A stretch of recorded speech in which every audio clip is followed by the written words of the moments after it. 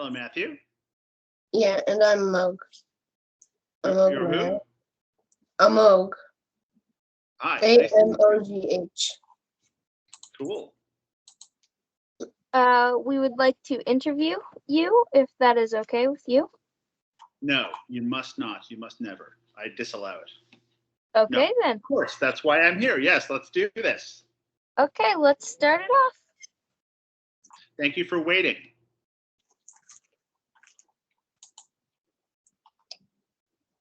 Okay, first question. Amogh will ask it. Where are you guys located, by the way? We are located in Canada. In Canada. Yes. Canada is very large. Yes. Mississauga, Canada. Most of it's like uninhabitable. You can't live there, but I don't think most of it's uninhabitable. There are plenty of First Nations people who lived everywhere, right? Yeah. Yeah. They're uninhabitable by us because we're modern and weak. That's the problem. Yeah. yeah, So true. you're just outside Toronto. Yeah. Yeah. Excellent. So, first question. Okay. Did you like playing video games before you started designing the first Xbox? And when did you get into them? And what video games did you like? Okay. So I played video games as long as I can remember, from when I was way younger than you.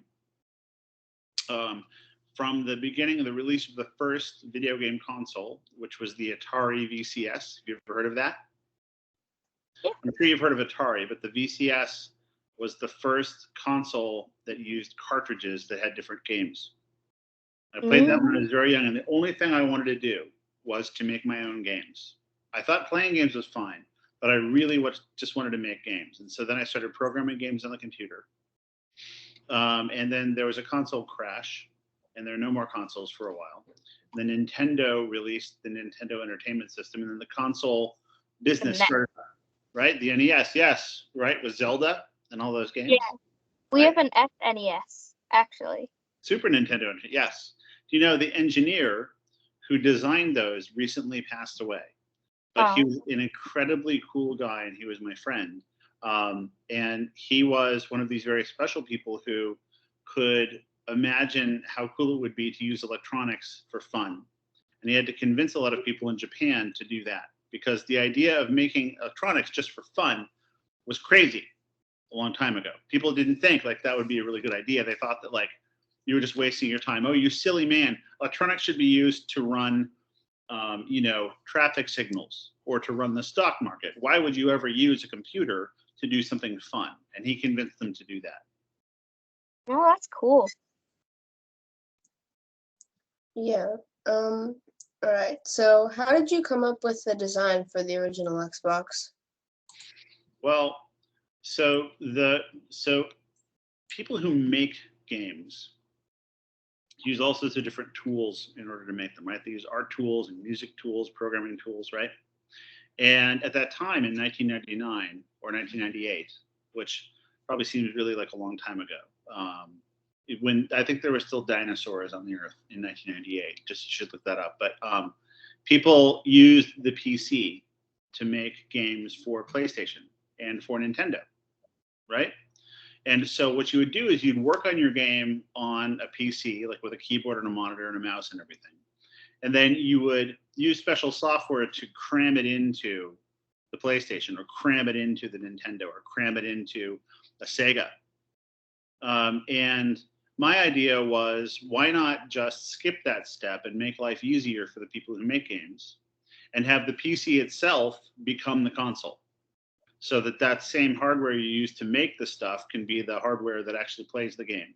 And it turned out to be a pretty good idea. So that was the idea behind it.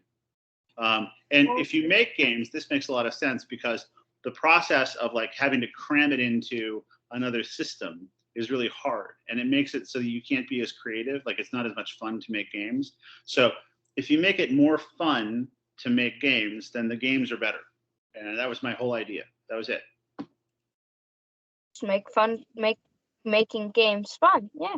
Right. And that comes through, right? It's like if you go to a concert and the musicians are having a bad day, it's not going to be a good concert. But if you go to a concert and the musicians are having an awesome day, then they're going to play really well and have a good time, and it's going to be special. that's my idea. That was it. Yeah. How difficult was it to make the Xbox? Did it take a lot of convincing, Yeah, or? it was really hard. And it was really hard in a weird way that it's hard to describe. Like, have you ever like tried to convince your parents you wanted something really bad that they didn't want to buy for you? Yeah. I mean, Several times. was it a game console? Anyway, no, it's not. It's not fair. But point is like that level of convincing where it's like you're trying to convince them to do something and it's really right and you know that it's something that you really want and it's important to you. But when you bug them about it so much, they get mad at you and like it starts to like cause your relationship with them to change and it gets really weird because they're mad at you and they're mad at you because you want something and then you're really sad because you don't want your parents to be mad at you. It's hard like that. It's hard in a way that isn't like technical hard and it's not like business hard. It's hard because you're trying to change people's minds and that makes everybody get a little bit cranky and that gets hard. Yeah. So, did you get inspiration from anything in particular, or was it just an idea that popped into your head? The inspiration was that Sony was talking about making the PlayStation 2 because PlayStation had been really successful. And one of the things they did was to hype the idea that the PlayStation 2 technology was going to be really magical. It had something called the Cell engine in it, which was a new kind of processor. Okay, and, you know, it's like when Intel advertises their processors or when NVIDIA talks about new graphics cards, they say, "Oh, it's amazing! You know, it's going to make a salad for you." You know, they say all this crazy stuff, right? To try to hype it up. And at the time, Sony said that PlayStation will be so powerful, PlayStation 2 will be so powerful that it will be able to run spreadsheets just like Windows. And that really stuck with me because I thought, you know, A, who the heck wants to run a spreadsheet on their game console? That's just silly. But second, you know, the software for PlayStation is made on the PC. At the time, I was working for Microsoft. I thought they're claiming that they're as good as the PC, but maybe that's just they're insecure because they know everybody has to make software that runs on PlayStation on a PC. So without Microsoft, you couldn't even make a Sony game. And I thought maybe then Microsoft should just like do the whole thing. It was like, you know, if they need Microsoft, why does Microsoft need them? Right? So that was the basic idea. So basically, Microsoft has all the resources to make a game console like that, so they should just do that. Yeah, because the most important thing about a game console is what? Being able to play the Being game. fun. The games. The games are the most important thing. That's all that matters. And so the people who make the games and the tools used to make the games are all that matters. It's all that matters. When people say, oh, it has better technology, that's not the important thing. The important thing is, can that technology be used to make games cooler? Because if not, it doesn't matter. Who cares? It's only about the games, right? So Yeah. anything you do that makes the games better is going to make you successful. And so I thought, okay, if in order to make games, Sony needs Microsoft, but in order to make games, Microsoft doesn't need Sony, we should do this. Oh, we should do this. We should kill them. We'll kill them. It'd be great. Yeah. What was your favorite part about making the Xbox? There was one day after, because you know when you work on something really hard, and you guys probably know this, if you have to like write a long essay or something for a homework assignment, or you have like a ton of math to do, and you're like halfway through it, and you forget everything. You forget that you're hungry. You forget what you're supposed to be doing. You forget about everything because you're like working really hard on something. You get really into it, and that happened to me also on Xbox. I was working so hard and trying to convince people and trying to make it work and trying to figure out everything out that I needed to figure out.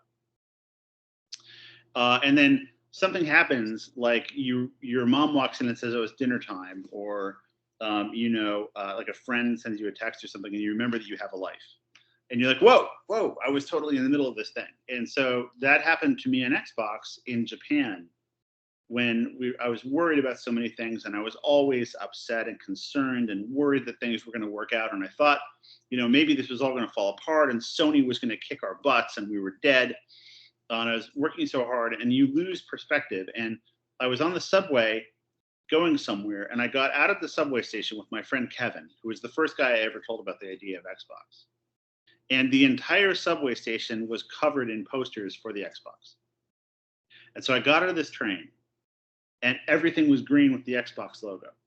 And you have to remember, this was a thing that at one point was something that only me and Kevin knew about. Nobody else knew. And now suddenly this train station in Japan was covered in Xbox posters. And I felt so proud and amazed that like something that we thought of as a little us could be this big deal. It was super great. Yeah.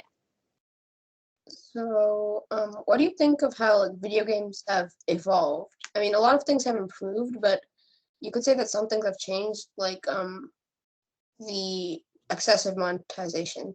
So, what do you think? Have they improved or not? What do you think? I mean, I think they've improved because obviously now there's a bigger like target group, because back in the day it was like a smaller audience that they were trying to appeal to, but now there's like different types of games for different types of people, and you can customize your experience as well. So even though like a lot of companies are like doing morally questionable things, and also I guess milking, well, by morally questionable things, it's not that serious. Like I think Nintendo there's some seriously more morally questionable things that are being done by game publishers right now. But go on, it's okay. Like my example was like Nintendo. They shut down like a Super Smash Brothers tournament, like an unofficial one, because they were using like game modifications, I believe, for like just to make the visuals better, and Nintendo just shut that down. And they were completely in their rights to do that, but like, well, it's a hard decision. If you imagine that you're Nintendo and your whole business and the value of everything that you do is based on how your characters look, right? That's it, right? Because you design something, like let's say you make these characters and they're awesome, and then one of your fans starts modifying how those characters look. You know, it's a weird feeling. Like you might feel really hurt by that personally. Like if you were the artist, it would be like, oh, that's my character. It's not supposed to look like that. But at the same time, you don't want to bum out the fans because the fans are so excited they're doing all this work, right? So it's a really hard thing to figure out. Disney struggles with this and doesn't do a very good job. And Nintendo's having to struggle with it also. Anyway, my answer would be that graphics quality has increased quite a bit, right? But gameplay hasn't really gotten better. Like the design of games and the kinds of games that we see is kind of stuck. And there are a lot of indie games, like if you guys have Steam, there are a lot of games on Steam that are really creative, interesting, and new, but a lot of other games on Steam are terrible garbage or like pornographic or weird.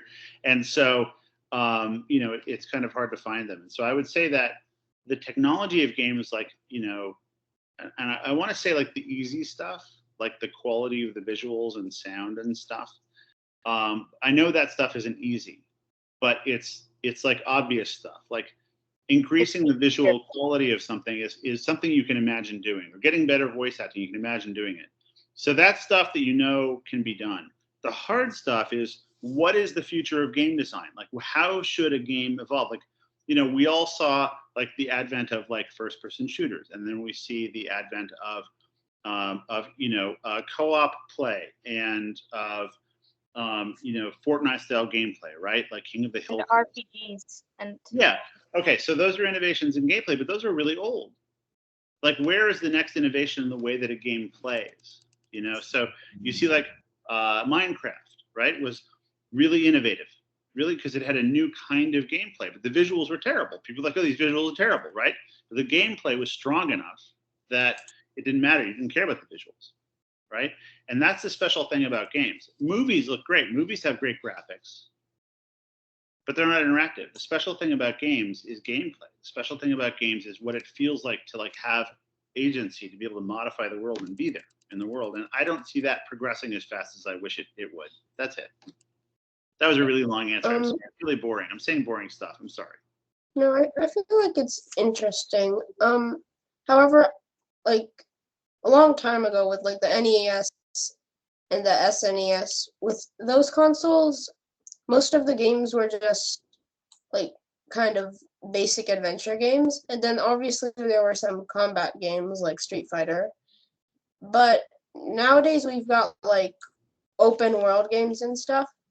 Although to be fair, that concept is pretty old as well because we had Super Mario 64. Yeah, and So you got to remember that adventure games when they came out on NES were as revolutionary as open world games were when they came out. People couldn't believe that you could have a whole adventure and the whole world would scroll like that. That was amazing. That was awesome. It only seems old to you because it's understood and it's from the past. But at the time, that was spectacular. People were like, "Oh my gosh, game graphics! Like, where is it going to go?" Yeah. What was your favorite game on the original Xbox? Well, I mean, Halo. And part of the reason for that was that I had been told, and Jason at Bungie and everybody had been told for years that shooter games would never work on a console. They had to be on a PC. And I don't know if you guys are aware of this or not, but at that time, everyone thought, and you can go look at old magazine articles, it's pretty easy to find, that a shooter would never work without a mouse and a keyboard, ever, because it was too quick and all sorts of crazy reasons that turned out not to be true. And so Halo proved them wrong. There's another game called GoldenEye, which was a James Bond game, right? I've played that game. My mom brought it and played it on the 64. It's an actually very, very good game. That's right. But it was seen as not really a real shooter because it has adventure game stuff in it and story stuff in it. So people said, okay, well, that doesn't really count. You could never have a pure shooter. And so therefore, Halo will fail. That's what we were told. And the fact that it succeeded and became so important and became like so iconic makes me very proud and happy. Yeah, I personally love playing Halo Infinite, and it's just a really good game overall. Yeah, GoldenEye is a really good game too. I'm glad you played that. Yeah. Mario 64 is also a spectacularly good game. Yeah, a lot of games have turned out very, very well. yeah, it was essentially just like Mario 64 was kind of what the future Mario 3D games built off of. Right, Because- and at the time, nobody knew what a 3D Mario game would. Nobody knew how to make a 3D game from a 2D game, and so they did that. And it was really like Mario 64 is really like a work of pure genius. It really is. And again, it's like weird to look at it from here, but it's so good that to you guys, Mario 64 probably seems really obvious and even a little dull. But that's just because it was so good that everything else copied it, and so therefore it seems boring. It's like the Beatles. Like a lot of young people listen to the Beatles and they say, oh, all the songs sound the same. It's kind of boring. And the reason for that is that everything copied the Beatles. And so everything sounds like the Beatles. And so they seem boring. But that's not because they're boring. That was because they were so genius, so incredible that they influenced everything. And Mario 64, I think, is like the Beatles in that. Yeah, I like both Mario 64 and the Beatles because they're both very good. You're a gentleman of quality and character. Yeah, the Beatles just has overall good music, and Mario 64 is just very, very fun to play through. Mario 64 is like a really beautifully balanced game. Like it never feels too hard, but it's never easy. It's really good. Yeah. And hard things too, like those were some of the first times where people had to figure out how to move a camera around so you could always see the gameplay and the character. And that was really hard. Nobody had ever done that before. And so it's subtle and it doesn't seem like that big a deal because it just works, but it was a big deal. It was really good. Yeah, it's still very good. I say it still holds up. Cool. So, how proud did you feel when you finally completed the design? I was terrified. I thought I was going to fail. I thought everybody was going to be fired and that everybody was going to lose their job because of me and that I was going to be blamed for a huge failure in the game industry. So I was basically really worried when it was complete. Have you ever felt like you failed a test totally and you totally screwed everything up and then you get it back and you got like a B+ and you're like, I don't know, what happened? That feeling? That's kind of like how Xbox feels to me.